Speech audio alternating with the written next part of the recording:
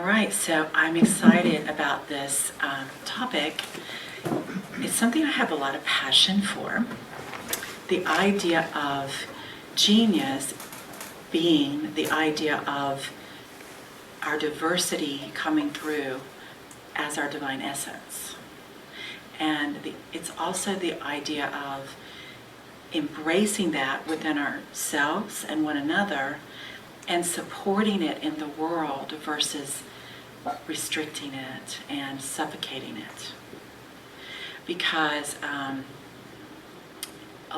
if you think about, I like the reading today about the gentleman who was a softer, gentler version of a man than in the area where he lived, which I can certainly relate to, having grown up in that area, was not acceptable.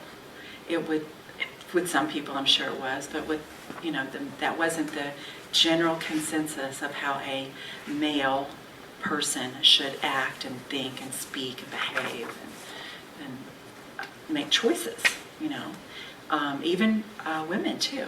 And I can say that from where I grew up. And there's a lot of good about where I grew up, but that I even had that as a woman. I was too gentle, too sensitive,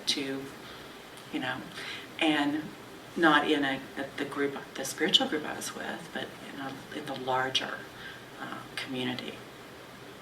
And I think all of us can think of times like that, can't we? Where, because we are pursuing the ideas of consciousness, metaphysics, energy, even within the pursuit of spirituality, we might be perceived as more gentler, more sensitive, more quiet, more reflective. Not quite, perhaps, in an outer way, we might not be perceived as bold enough, and that's why we've used the book Power versus Force, because we don't want to be forceful in a world where that is still mostly acclaimed as the way to make things happen, the way to get things done. I love that bumper sticker, get her done, You get her done by getting out there and making it happen. And you do it, and you push other people for what you believe is right. That's that old school. It's often referred to as patriarchal. I actually would like us to not use that any longer, because that's still kind of a stereotype. That's still saying that that's a male energy. Forcefulness is a male energy, and it's not. It is not a divine male energy. And there are plenty of women who are forceful. It has nothing to do with a man, And so I'd just like us to understand that's just an out-of-date dynamic. It's not a high consciousness choice for creating change.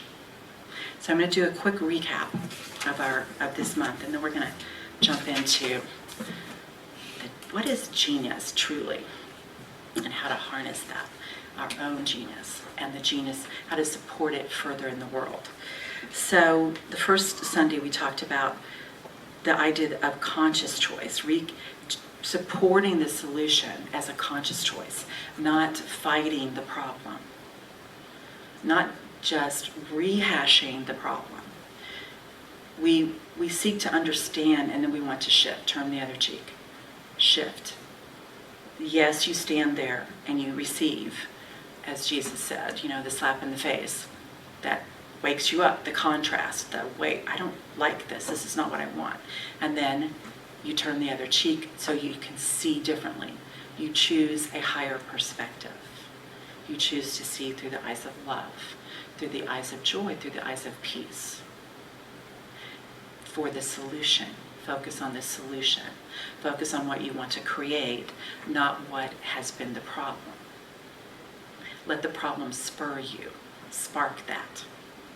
Definitely. That's the difference between choosing inner power versus outer forcefulness. The inner power is the awareness without resisting. This is what's happening. And you open to a divine wisdom for guidance. Give me awareness, help me to have understanding. Instead of immediately reacting to try to change it. let it be for a moment. Let it be. I mean, I understand, and in a moment of emergency, that's different, but we're talking on a daily basis. Let it be and observe it. Go into observer mode and open to infinite intelligence and love, true, pure, divine love. And then ask, within yourself, how do you shift your consciousness? We don't change it by trying to shift everyone else's consciousness.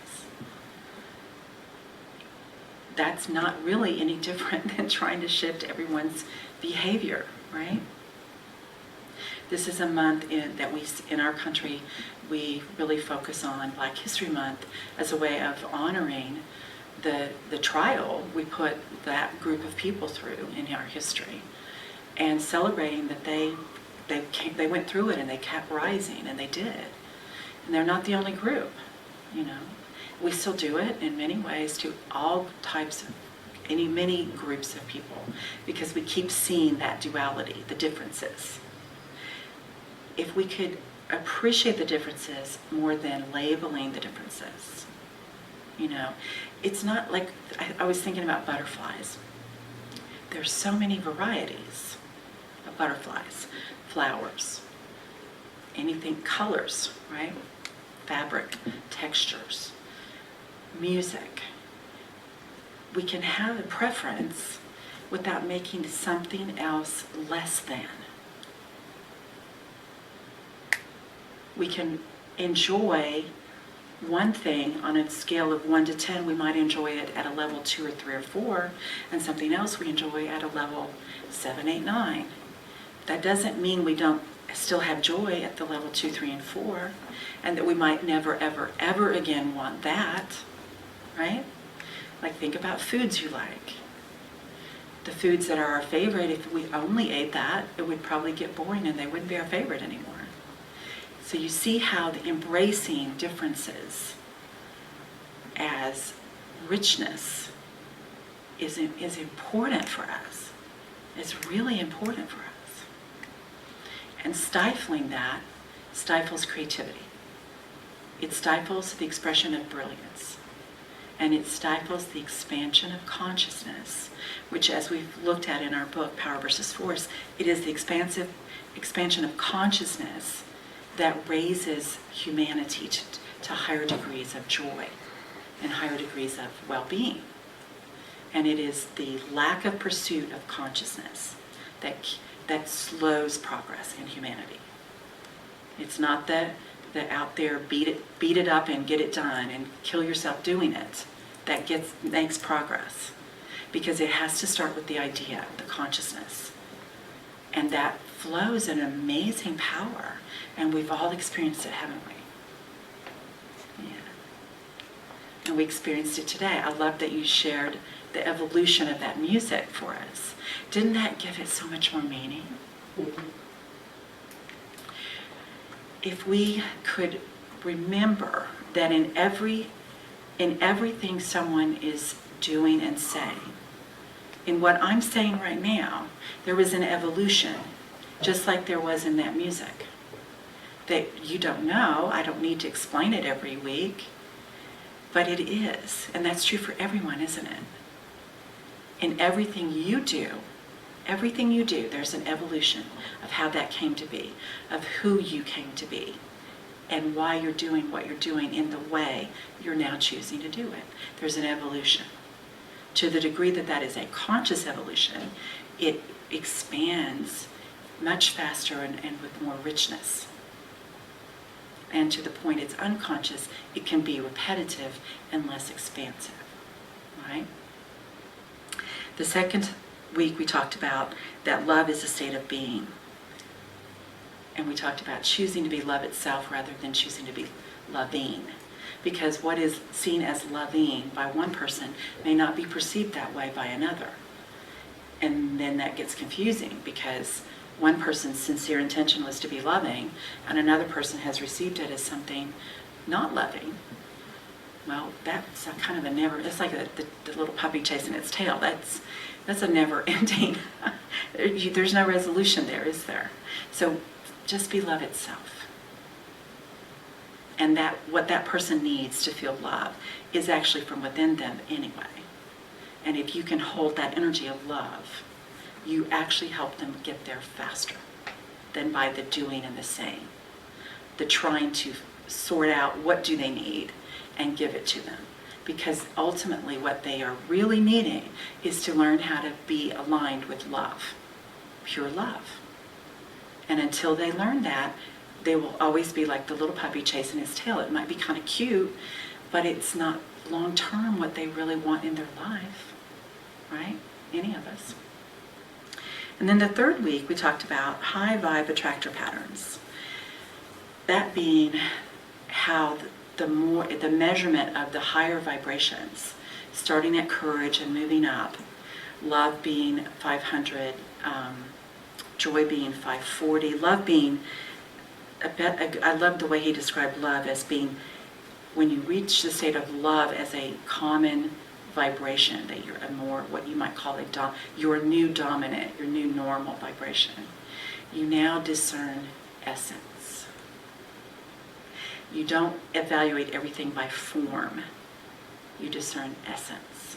And you value essence more than outer form, right? That's the intention behind something, the energy underlying something. And then level 540 is joy. That's where healing happens, miracles. That's the alchemy, the changing of form, the shifting in them, the collapsing of time, the shifting of substance into a new form of substance, energy into form, because everything's energy, even when it takes what we call form in this reality. And that's when you begin to, you really, as you discern the essence, now you start kind of molding that energy, that essence. Because you see it more clearly and you feel it with a sense of certainty. Now you can allow it to form for you and for the betterment of all of us. And then the level of peace, 600. And that's where you really understand and live in a state of oneness. That beautiful Bible verse, you live and move and have your being as one with divinity. Understanding divinity is present in every moment. And that what might appear as chaos is just something changing form for the betterment of all, not for bad. It's not for bad reasons. It's for good reasons. Nature goes through some chaos as it progresses, right? Going back to the butterfly. The butterfly, look what it goes through. It's pretty powerful. If we labeled chaos as wrong and bad, we would think the poor thing shouldn't go through the cocoon experience where it becomes liquid and then reforms. But fortunately, most of it is understand that it's important and magical and divinely orchestrated. So when we're going through chaos in our lives, if we can stay conscious and focus on raising our consciousness and understand that is the purpose of the chaos, to show as a way to raise our consciousness, to nudge us forward into a higher consciousness, then we understand that chaos wasn't meant to harm. It was meant for good. We don't want to live in constant chaos, though, do we? We want to keep evolving and then have that state of joy again, and then evolve and have that state of joy. So let's talk about genius. In Power versus Force, Dr. Hawkins describes it a couple of ways. The realization of truth, the change of perception from one perception of, like we just said, chaos is bad, to, no, this chaos is for good. I can see it creating good. And ultimately, he describes it as the leap from low to high attractor energy patterns. Low attractor patterns, low vibration, to high. The leap. This is a leap month, a leap year. We're having our quantum leap gathering on leap day. The leap. The leap. That's what genius is. The leap of faith to see something differently, the leap of faith to write a piece of music and not force the lyrics before they're ready, the leap of faith to let the lyrics come, the leap of faith to say, I think I should name it this, but no, this just, no. Maybe logically I would name it this, but artistically I'm going to stay with this. And he describes that exactly as genius. So let me read you a little bit about genius. As I read this, I invite you to have two perspectives. Reflect this way. Think about people you know in the world who this might be a description of. And ask yourself, does the world support them to be this, or does the world inhibit them and make it hard for them? And then ask about yourself. In what ways am I like this? Am I supporting myself to be this way, or am I making it hard for myself? You know? Am I holding back because it's not considered normal?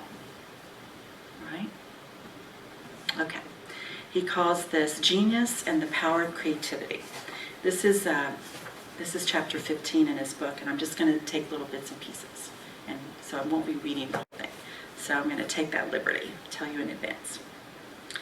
Creativity and genius are the center of powerful, high-energy attractors. And I think all of us here have that intention. We are that. That is who we choose to be. And we're here to learn how to be that, aren't we? More and more. Genius is, by definition, a style of consciousness. A style of consciousness, isn't that interesting? Characterized by the ability to access high-energy attractor patterns. The ability to align with divinity more quickly, more consistently. It is not a personality characteristic. It is not something that a person has, or that's something that someone is. Those in whom we recognize genius commonly disclaim it. A universal characteristic of genius is humility. The genius has always attributed his or her insights to some higher influence. The process of animating genius most commonly involves first formulating a question and waiting an indefinite interval for consciousness to work with the problem, aligning and opening to infinite intelligence. Then suddenly the answer appears in a flash, in a form that is characteristically nonverbal. Great musicians throughout history have stated that they did not plan their music, but rather wrote down what they heard finished within their own minds. The father of organic chemistry saw the pattern of the carbon ring, organic nucleus, in a dream. In an illuminated moment, Einstein had the revolutionary insight that then took him years to translate into provable mathematics.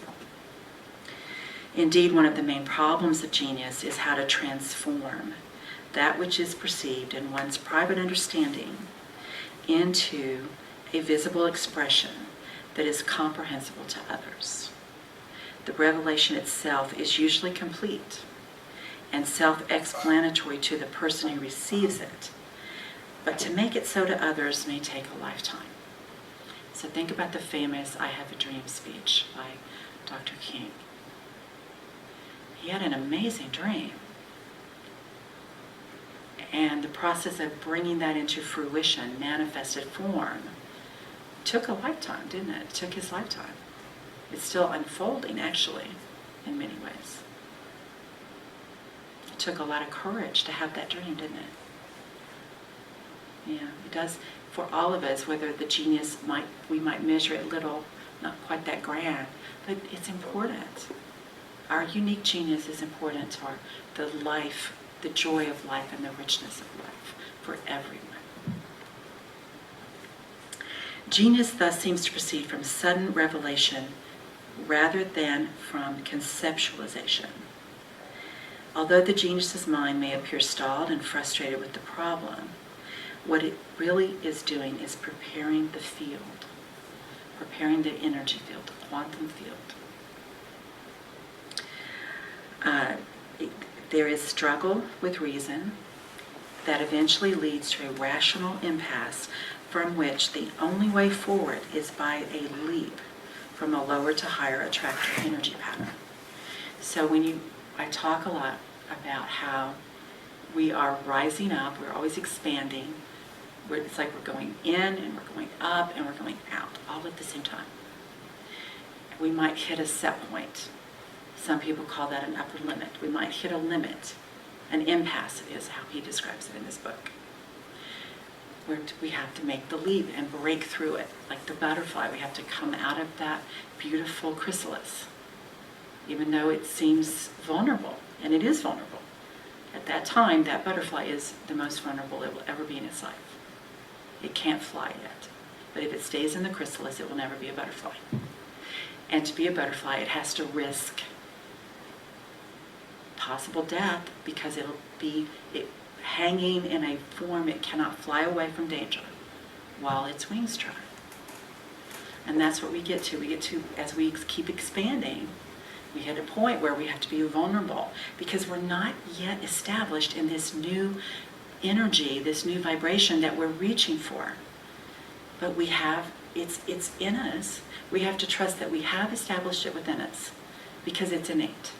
And we're being called forward. And we have to have the courage to risk it.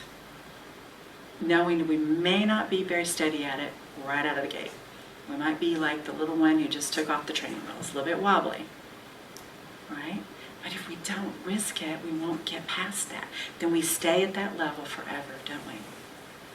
And that is the frustration of humanity. The moving forward and then coming back, and then the moving forward and then coming back, and then the moving. And it's not wrong to do that a few times, but if we never get past it, we become irritable and unhappy people. There's this frustration that builds. Resentment is held for a long time, and it creates problems for us emotionally and physically. And the frustration always comes back to not allowing yourself to connect to your divine essence and express it. The fear of being so vulnerable to expose that pureness, the purity of you, the magnificence of you. And so I love supporting people to do that. And I love experiencing it with all of you. We've done that together in this experiment of our center, this beautiful journey. We've done that together, haven't we? It's been awesome. He goes on to say that attractor energy patterns have harmonics, as do musical tones. The higher frequency the harmonic, the higher the power. What the genius arrives at is a new harmonic. Think about that. We heard a song that, had it not been written and created and sung somewhere, none of us would ever know about it, would we? We would not hear that. We would not have received that. The joy of the music, the upliftment of the lyrics. It's a new harmonic that doesn't exist anywhere else. Isn't that cool? And each of us is that. So our attractor pattern, our little energy vortex, is a harmonic. All day long, we're singing our music. I actually know a gentleman who he has trouble hearing people's words because he hears the musical tone. He literally, when he listens to people, he hears the frequency. And if it's not pleasant, if it's not harmonic, it's painful for him. So he enjoys being around people where there's a high frequency, regardless of what the topic is. It feels good. So for him, a person who's angry or sad is like that chalkboard, you know, or the violin out of tune or something, right? And somebody who's happy and joyful, no matter what they're talking about, is a beautiful piece of music for him. How about that? Isn't that something cool? Yeah. All right, every advance in human consciousness has come through a leap from a lower attractor pattern to a higher harmonic. Posing the original question activates an attractor. The answer lies within its harmonic. This is why it is said that the question and the answer are merely two sides of one coin, and that one cannot pose a question unless the answer already exists. Otherwise, there would be no pattern from which the question could be formulated. Have you heard that teaching that the reason to trust that if you have a desire, its fulfillment already exists is because scientifically it can't be any other way, right? So it already exists energetically in the universe, and that's what actually pulled the question out of you.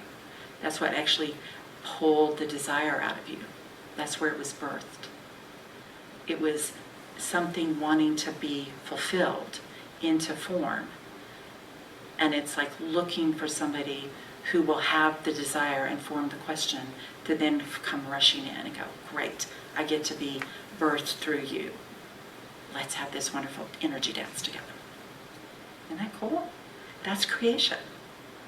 And that's the energy of love expressing, and joy being born, and peace being steadily present. He goes on to say that genius is often expressed through a change of perception, a change of context or paradigm.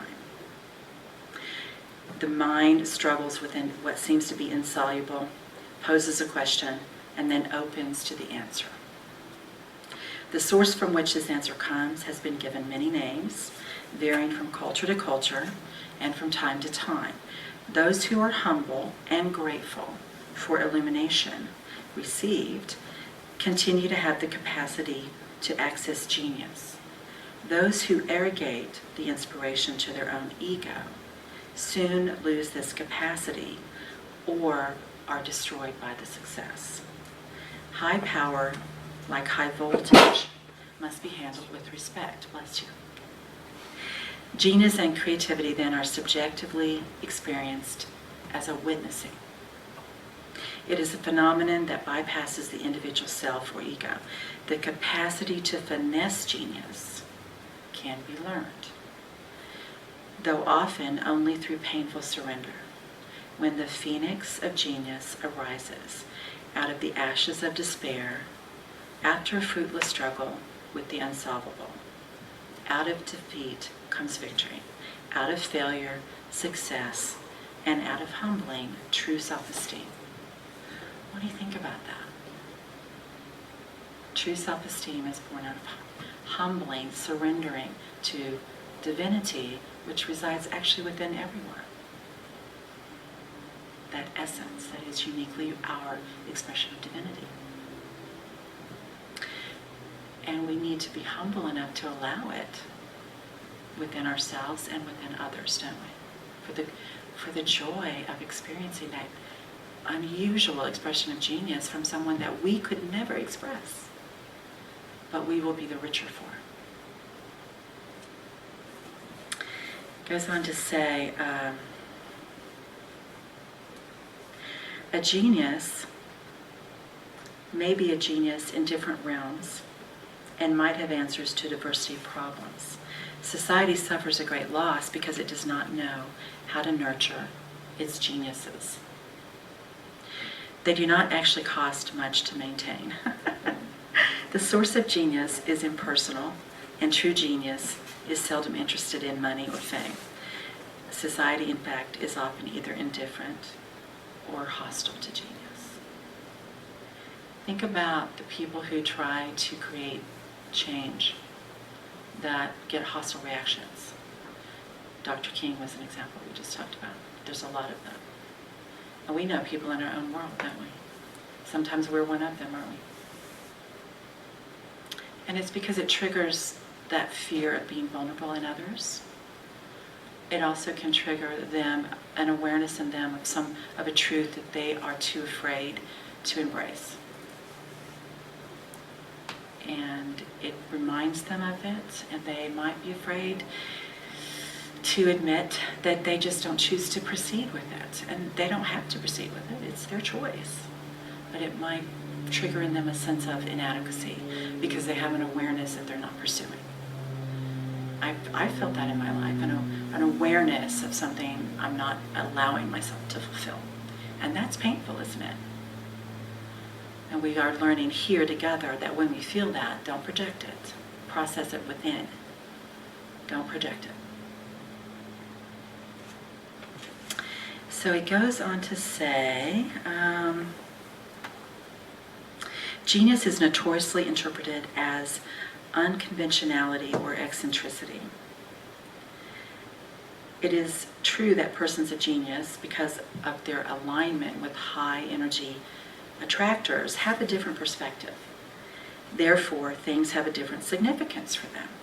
The genius is frequently inspired to intense activity by insights beyond other people's understanding. So think about somebody who's lost in creating a piece of art, a piece of music, a painting, writing a book. They can literally be like time, they have no concept of time, right? We've had moments where we're lost in something we're doing, right? Especially something creative. And we think it was an hour and it was 3 or 4 or 5, right? And time, of course, is an illusion. Time is something that we construct to communicate with each other and arrange meetings and things like that, right? So it's interesting that we will measure time as something positive and something negative when it just is. You know, we do that with energy in a lot of forms: money, structure, clothing, buildings, cars. You know, it's good or it's bad. Well, it's just a form of energy, isn't it? We can choose it or not. That doesn't make it good or bad, does it? And yet we're trained, as we're in our book club, we're looking at that whole idea of being domesticated. We're trained to evaluate and assess rather than just observe and choose. Doesn't it feel good to observe and choose? And not feel pushed to label and evaluate and critique and just, oh my gosh, just observe and allow. And then choose for yourself and let others choose for themselves. One more thing, a couple more things real quickly here. Another thing he says about genius is that most do not achieve any huge level of prominence in the world. It's not important to them. And he goes on to say, what characterizes this type is the capacity to utilize exhaustively what experience they have and to capitalize on it by the dedication necessary to reach a high degree of mastery. Many productive geniuses are not recognized until years after their death. In fact, the gift or curse of genius often brings about unfortunate consequences during their lifetime. They're kind of swimming upstream. When all of us, when in that state of genius, we're swimming upstream, aren't we? And I just think it's so vitally important to support that and support the expression of genius. However you want to label it, from little bitty to grand, we want to support that in ourselves and in one another and in the world at large. He goes on to say,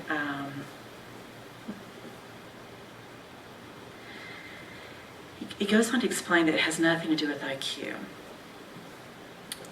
A primary reason that so many people fail to recognize and therefore empower their own genius is because in the popular mind, genius is confused with a high IQ. This is a gross misunderstanding. It would be more helpful to see genius as simply an extraordinarily high degree of savvy in a given area of human activity. The misconception about IQ has arisen from the fact that many celebrated geniuses in the fields of mathematics and physics indeed did have high IQs. However, in those fields, the IQ necessary to comprehend the work is a prerequisite. There are droves of non-cerebral artistic geniuses, musical geniuses, designers, and inventors, geniuses in many fields, whose talent is that of innovative creativity within specified areas. Wouldn't it be nice if we even maybe stopped measuring IQ, right? Maybe we don't need to. I wonder why we do. It's also been researched that emotional intelligence is a much more necessary factor in success in life. The higher emotional IQ, EQ, will determine happiness, not the high IQ. So then one last thing he says about that is, it appears that the alignment of one's goals and values with high energy attractors is more closely associated with genius than anything else. Let me say that again. The alignment of one's goals and values with high energy attractors is more closely associated with genius. That's aligning, so you get clarity about what do you desire and who are you, what do you value. What you value is really determining who you are, isn't it? And then from that, what do you desire to do with that? What do you desire to create, to fulfill and enjoy what you value? And then aligning with divine essence, with divine power, puts you in that flow state of genius. And then he goes on to say one last thing. Genius can be more accurately identified by perseverance, courage, concentration, enormous drive, and absolute integrity. Talent alone is not enough. Dedication of an unusual degree is required to achieve mastery. And in the simplest definition, one could say that genius is the capacity for an extraordinary degree of mastery in one's calling. A formula followed by all geniuses, prominent or not, is this: do what you like to do best and do it to the very best of your ability. That's pretty simple, isn't it?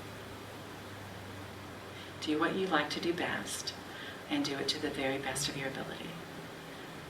Do what brings you joy and allow yourself to align with infinite intelligence, infinite wisdom, infinite love, infinite joy, and get into flow state as you experience and express what you enjoy. What do you think about that as a way to understand genius? Yeah. Do you see how looking at genius like that makes it very inclusive? And it eliminates duality around it. You know, it stops defining us and them, genius or not. A person can be in a state of genius about one thing and not something else.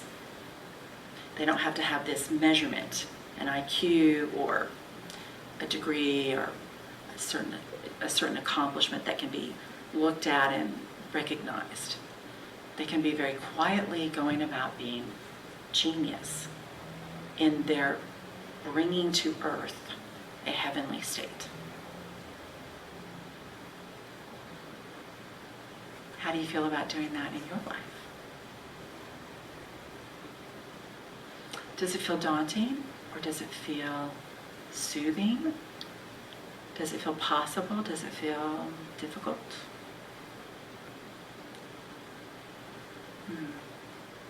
Well, let's reflect on that as we go into meditation.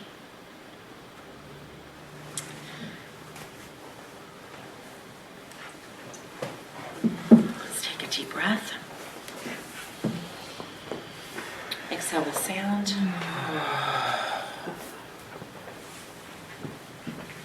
Another deep breath. Exhale with sound.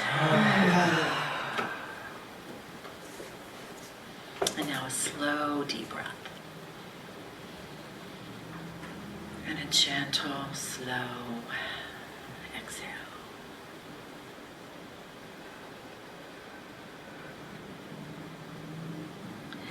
I invite you to think about the question we asked earlier. Others in the world who express genius. Ways in which you express genius or would like to. And how you might support yourself more. Allow that more in others as well. Allow it by recognizing it quietly and supporting it energetically within yourself and for others. Just reflect on that for a moment. That's that state of essence. Recognizing essence. Valuing essence.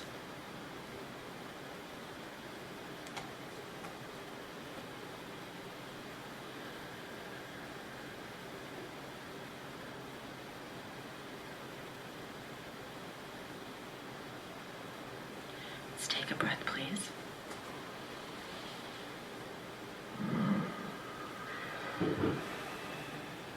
And now I invite you to choose an essence that you want to express more fully. Not the outer expression yet. First begin with the essence. Let's start with love. I now choose the energy of love. Feel that for yourself. The energy of love for you.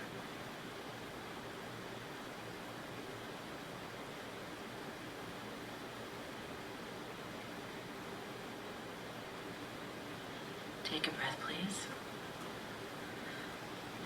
Now we're going to go up one level. Let's now choose the energy of joy. I now choose the energy of joy. This will manifest as a healing or a miracle for you. What healing, what miraculous transformation would you like to experience? Focus on the essence of it. The feeling of joy when it is done, when the change is complete, with universal support, love and wisdom coming to your aid from the power that creates life. The essence of joy.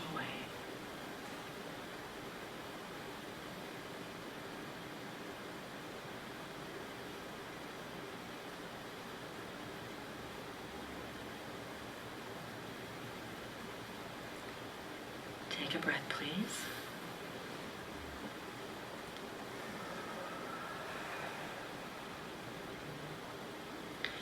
The next level higher is peace. The peace that passes understanding. This is where understanding flows through oneness. This is the feeling of you live and you move and you have your being as one with Divine Creator, one with all living beings, recognizing that essence of divinity in everyone and everything, in every moment, the presence and power of divinity. And choosing that, choosing to move into oneness with that, choosing to be one with it, and let it be one with you. And knowing that it is the truth of you. You're not creating it. You're surrendering to it. You're allowing it. It's enveloping you. And you're enjoying that peaceful serenity. One with divine power, one with divine presence. Not for an agenda to do something, but for the joy of being love in expression. And then you will most definitely enjoy what comes from that. And it will most definitely match something that brings you joy. That's something you desire, a preference, in a way that will surprise and delight you beyond what you knew to ask for. Stay with that feeling.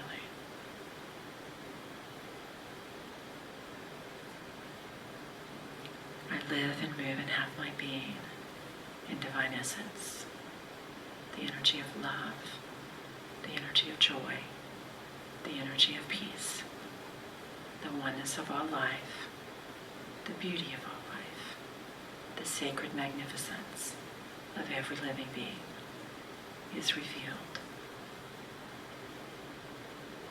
embraced, celebrated, and savored.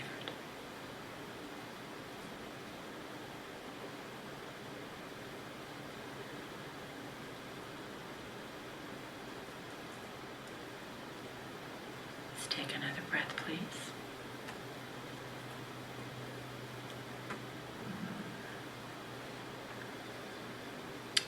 We have another piece of music from Connor. You may stay in meditation if you like.